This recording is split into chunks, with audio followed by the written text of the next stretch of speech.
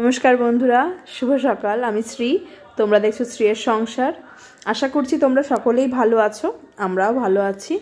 আর শীতটা পড়ছে বলো, তাই না? আমাদের এখানে হালকা হালকা করে শীত পড়ছে। তবে হাজব্যান্ড বলছিল কি একটা নিম্নচাপের কথা, তো ওই নিম্নচাপটা কেটে গেলে নাকি ভালো করে শীতটা পড়বে। তো যাই হোক, সেটা তো আলাদা বিষয়। কি বলবো, ওয়েদারের তো কোনো মাথা মুন্ডুই নেই, সেটাই বলা ভালো। আর এই আমি রোজকারের মতো আজকেও নিজের যাবতীয় কাজকর্ম সংসারে সেগুলো শেয়ার করতে চলে এসেছি ব্লগের মাধ্যমে। আর একটা একটা করে শেয়ার করছি তোমাদের সাথে, তোমরা জানিও কেমন লাগলো। তো চলো কাজগুলো এগিয়ে নিয়ে যাই।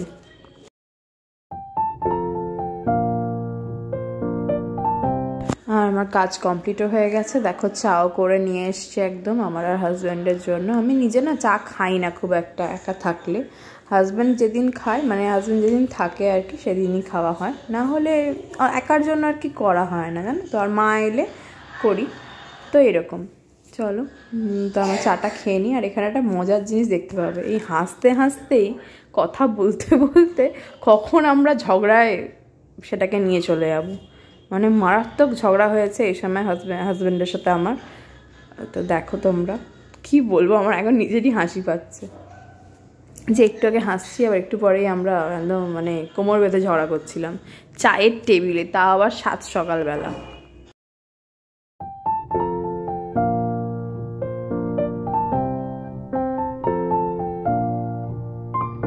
তো সকাল সকাল প্রচুর ঝগড়া হলো। আর এখানে ছাতু মুড়ি গুলে নিচ্ছি, ছেলে মেয়েকে খাওয়াবো। ছেলে মেয়েকে ছাতু মুড়ি সকালে আজকে ব্রেকফাস্টে দেবো ভাবলাম। মাথাটা না এত গরম করিয়ে দিয়েছে না, যে কি বলবো। দেখো না আমি কত জোরে জোরে ঘোরাচ্ছি। তো যাই হোক, এরপর ওরও টিফিনটা করব, আলু ভাজা রুটি বানাবো। তো বাবু মশাই খেয়ে দিয়ে বেরোবেন। মহারাজের তো সকাল সকাল মানে অশান্তি না করলেই নয়, পেটের ভাত হজম হয় না সারাদিনের, বোধ হয় আমার সাথে ঝগড়া না করলে। যাই হোক, মেন ঝগড়া আজকে ওই করেছে, আমি না। আমি করেছি, কিন্তু শুরু ও করেছে। তো যাই হোক, তো এই চলতেই থাকে আর কি, নাকি তোমাদের কি হয়? আমাদের তো সারাক্ষণ এই চলছে। তো ছাতু মুড়ি এখানে করে নিচ্ছি, করা হয়ে গেল, এবার বাচ্চাদেরকে খাইয়ে নেব। আর এই যে মহারাজের আলু ভাজা বসিয়ে দিয়েছি এখানে। মহারাজ আলু ভাজা রুটি খেয়ে বেরিয়ে যাবেন অফিসে, তো তারপরে আবার কথা বলছি।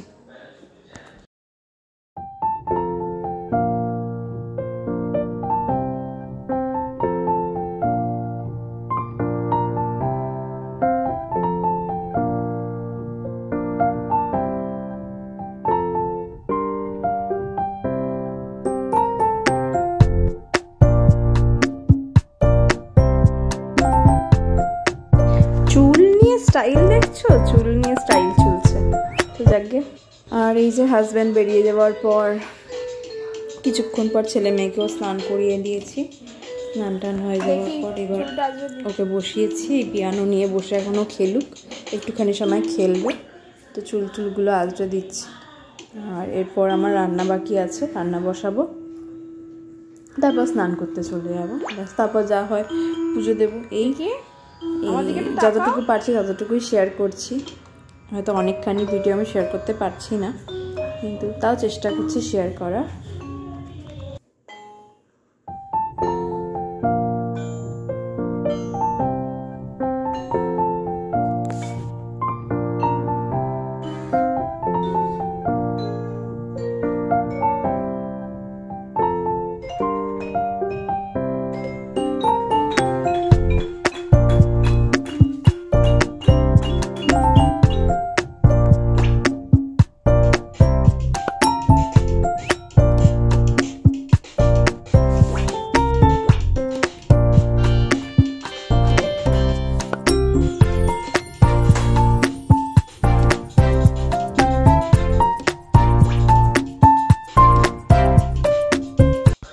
মেয়ে ওখান থেকে দেখছে, কারণ এটা মেয়ের পিয়ানো। তো মেয়ের পছন্দ হচ্ছে না, ভাই নিয়েছে, কেন ভাই একটু নেবে। আর এই আমাদের বাড়িতে সারাক্ষণ এই চলছে, আমার জিনিস ও বলবে আমার, ও বলবে আমার।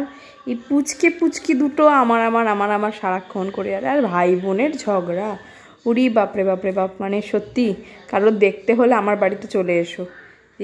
এইটুকু পুচকি আর পুচকু যে কি ঝগড়া করে। তো যাই হোক, আমার জামা কাপড়ও মেলা হয়ে গেল। আর এই যে ভাত বসিয়ে দিয়েছি। আর এখানে আনাজপাতি একটু কেটে, আনাজপাতি বলতে ওই একটুখানি পকোড়া করব পেঁয়াজের, তো সেইটাই আর কি কেটেছিলাম। আর রসুনগুলো ছুঁড়ে নিয়েছিলাম, রসুন দিয়ে ডাল করব।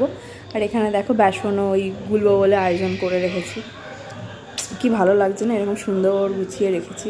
মনে হচ্ছে বাহ, বেশ ভালো, আমার নিজেরই বেশ ভালো লাগছে দেখে। তো যাই হোক, রান্না করে ফেলে রেখেছি, চলো। আর কড়াইতে তেল গরম হয়ে গেছে।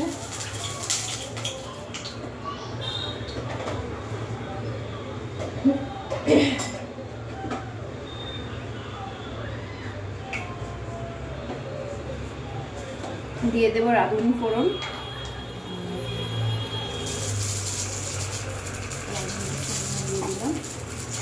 আর রসুনটাও দিয়ে দেবো। কালো জিরে দিয়েও করা যায়, কিন্তু আজকে আমি রাঁধুনি দিয়ে করছি। তোমাদেরকে দেখিয়ে দিই একবার। এই যে রাঁধুনি আর রসুনটা, দেখো অল্প খুব সামান্য আমি পেঁয়াজ দিয়েছি। পেঁয়াজ না দিলেও চলে, তাহলে আরও ভালো হবে। আর তোমরা থেতে করেও দিতে পারো, আমার আজকে থেতে করে দেওয়া হয়নি, ভুলে গেছি আমি। তো থেতে করে দিলে আরও সুন্দর রসুনের গন্ধটা বেরোয় আর কি। এবার তার ডালটা দিয়ে দেবো, ব্যাস ফুটলেই নামিয়ে নেব। এই দেখো, বুঝতে পারছো? চলো ভেজে নিই। নিয়ে গরম গরম তুলবো, আর একটু বেসন দিব।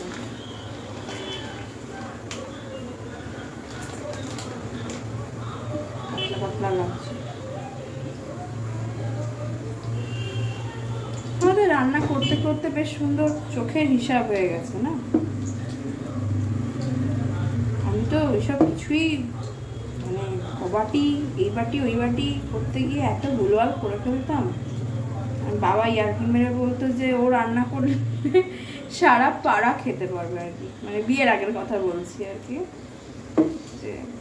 আর তখন কি, তখন একদম শখে রান্না করতাম। মানে আজ ইচ্ছা হলো, মা তুমি বসো, আমি সন্ধ্যেবেলা চাউমিনটা আমি বানাচ্ছি, এইরকম।